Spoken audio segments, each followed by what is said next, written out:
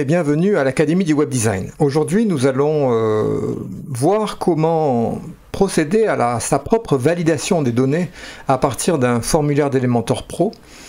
Alors, on va se retrouver, après évidemment que vous soyez inscrit sur ma chaîne et activer la cloche pour être au courant des derniers tutoriels que je poste.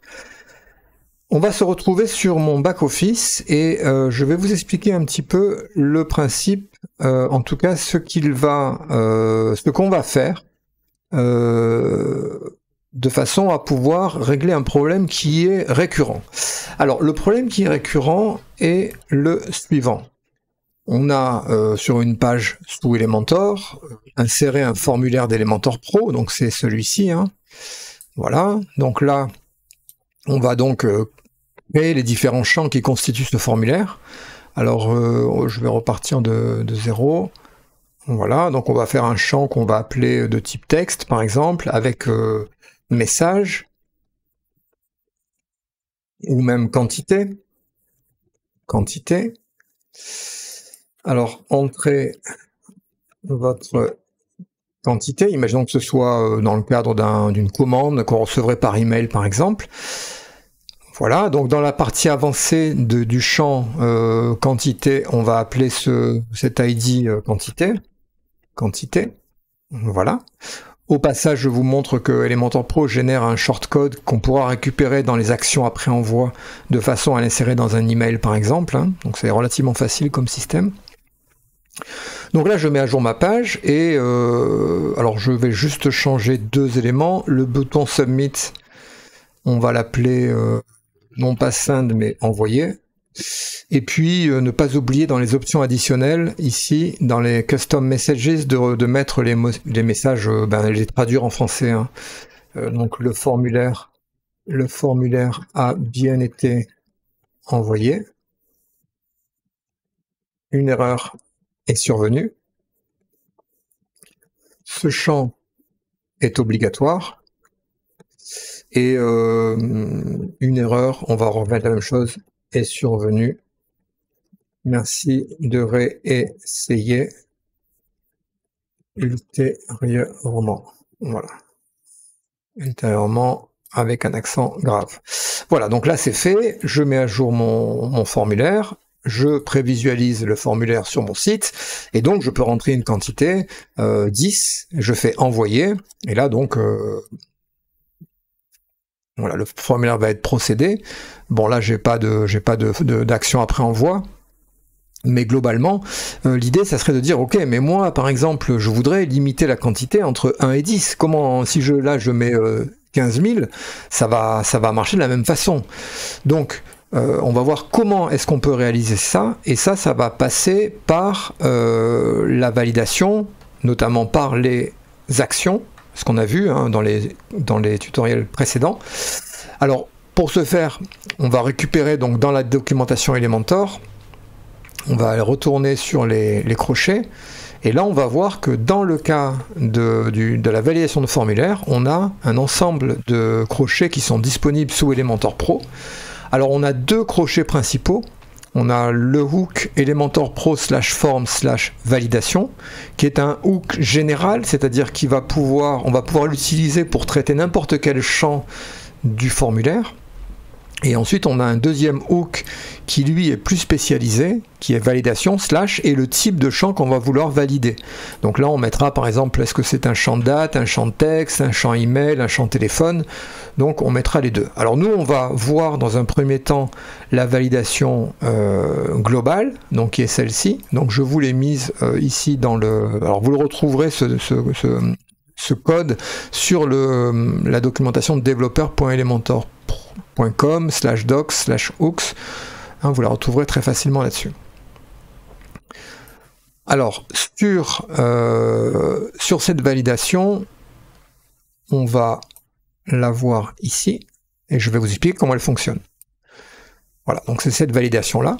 Alors j'ai copié le code de façon à pouvoir vous l'expliquer d'une façon plus simple. Donc on a une fonction qui s'appelle Elementor Form Validation, qui accepte, qui va être appelé, c'est un callback hein, qui va être appelé par Elementor, et Elementor va lui passer deux objets. Un premier objet qui s'appelle record, donc qui est un objet où on va trouver dedans tous les champs du formulaire, et un deuxième objet qui s'appelle Ajax Handler, qui va être un callback Ajax qui va nous permettre d'interagir avec le formulaire. Alors principalement pour renvoyer un code d'erreur. C'est pour ça qu'on a ces deux objets qui sont appelés, qui sont passés au callback qu'on va mettre en place. Une fois qu'on arrive dans le callback, donc ce callback va être appelé à partir du moment où on va effectuer une soumission du formulaire. C'est-à-dire que lorsque je vais ici cliquer sur envoyer, eh bien le crochet va être activé, et s'il y a un callback d'associé à ce crochet, et là c'est le cas puisqu'on va le définir, eh bien Elementor va l'appeler. Alors sur l'appel de ce crochet, donc, on va pouvoir effectuer un certain nombre d'opérations. Donc la première opération, ça va être de récupérer dans la variable fields les champs qui constituent le formulaire, qui ont été remplis. Alors là, par exemple, on a une méthode qui s'appelle getField, qu'on va pouvoir appliquer à l'objet record, getField, en passant donc l'ID, c'est-à-dire le nom du champ, ticket ID. Hein, donc là, on va mettre dans ID, on va mettre le nom qu'on a mis dans le champ. Ensuite, on va faire un test. Est-ce que le champ est vide? Si jamais le champ est vide, ça veut dire que rien n'a été renseigné dans ce champ-là. Donc on va tout de suite ressortir de la validation puisqu'il n'y aura rien à valider. Et ensuite, on va pouvoir, si donc ce test n'est pas bon, on va récupérer le champ courant. Et ensuite, on va pouvoir tester certaines conditions de validation. Et si jamais les conditions de validation échouent, à ce moment-là, on va appeler une méthode du handler, Ajax Handler, hein, qui nous a été passée dans les paramètres. On va appeler la méthode qui s'appelle addError, qui globalement va avoir besoin de deux paramètres. Le premier paramètre va être quel champ va-t-on vouloir mettre en erreur, et le deuxième paramètre va être le message d'erreur qu'on va vouloir afficher sur le formulaire. Alors, c'est tout ce qu'il y a à faire. Donc on définit cette fonction, Elementor form validation. On récupérera donc, le callback sera appelé avec les deux paramètres qui vont être passés au callback. On récupérera les champs via l'ID du champ, et ensuite on va processer les conditions de validation, et si jamais il y a une erreur de validation, eh bien à ce moment-là on va renvoyer via la méthode addError du Ajax Handler, de l'objet Ajax Handler, on va lui renvoyer quel champ on veut mettre en erreur et quel est le message qu'on va afficher sous le champ. Et donc le formulaire ne sera pas validé, c'est-à-dire qu'on ne pourra pas exécuter les opérations qui vont être décidées dans le formulaire. Alors on va faire le test et on va le mettre en pratique tout de suite. Alors on se retrouve sur le back-office, donc je vais récupérer ce code. Alors, je vais copier le code ici. Et donc, pour pouvoir simplement l'exécuter sur mon site, hein, toujours grâce à l'extension gratuite Snippet, qui est vraiment super intéressante, j'ai créé une nouvelle snippet, un nouvel extrait de code que j'appelle Form Validation Hook. Là, je vais tout supprimer. Et là, je vais coller le code que j'ai récupéré. Alors, on va analyser le code. Donc là c'est bon, il n'y a rien à faire. Ici dans ID, on va passer ticket ID, donc on va aller sur le formulaire et on va voir comment s'appelle ce champ, quantité. Alors le nom du champ, vous l'avez dans avancé, ID ici, hein, donc là je l'ai appelé quantité, donc je vais copier le nom du champ quantité, et là je vais aller coller ici le champ. Donc comme ça on va associer à ID, et bien en fait le champ quantité. Si, donc ça on n'a pas à toucher, là on récupérera le champ current field, donc ça sera bien le champ qui aura comme ID l'ID quantité, et là on va faire le test de validation. Alors on va faire un test qui doit échouer, donc je vais faire par exemple, on va faire un test simple, on va faire si la valeur du champ est inférieure, alors on va mettre une double condition, inférieure à 10, et on va faire la valeur du champ field est supérieure à 20, on va générer une erreur. C'est-à-dire que si la valeur qu'on va soumettre dans le champ n'est pas comprise entre 10 et 20, on va générer une erreur. Donc, ça veut dire que là, si c'est inférieur à 10 ou, enfin, alors c'est pas et, c'est ou, supérieur, hein, donc c'est le pipe, voilà, ou supérieur à 20, à ce moment-là, on va renvoyer dans l'erreur le field ID, donc quantité, en mettant le message d'erreur, par exemple, la quantité doit être comprise entre 10 et 20. Alors, ce message échappement HTML, c'est pour des problèmes de sécurité, et plugin name, c'est si on met ce code dans un plugin, eh bien ça permet de savoir quels sont le plugin qui appelle la fonction. Donc une fois que c'est ça, je copie, je colle et j'enregistre. Voilà, et on va voir si ça fonctionne. Alors, pour voir si ça fonctionne, on va aller lancer dans Chrome en appuyant sur F12 les outils de développeur. Alors je vais aller ici, forme validation, on va envoyer la page, voilà. Et là je vais basculer sur Fetch XHR qui va nous permettre de voir un petit peu ce qui va se passer lors de la validation du... Alors d'abord, est-ce que la validation va être appelée et qu'est-ce qui va se passer dans les variables de la validation. Donc si je rentre une quantité, par exemple 15, et que je fais envoyer, donc j'ai le message qui s'affiche. La quantité doit être comprise entre 10 et 20. Donc on est bien passé, et on va le voir ici, hein. On va voir que le admin Ajax a bien été appelé, avec le message d'erreur quantité, la quantité doit être comprise entre 10 et 20.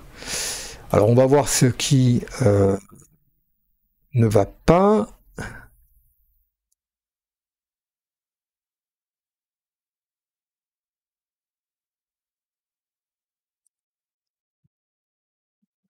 Alors, on a une erreur si on est inférieur à 10 ou supérieur à 20.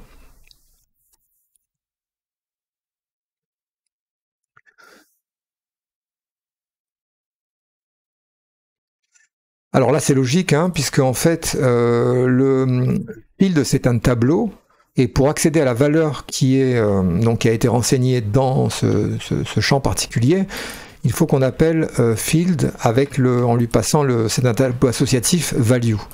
Voilà, donc c'est pour ça que si la valeur qui est stockée dans le champ est inférieure à 10 ou la valeur qui est stockée dans le champ est supérieure à 20, on va lancer l'erreur. Donc là, je copie, je colle, je réessaye ma validation, donc je recharge la page, je rentre la quantité 15, j'envoie.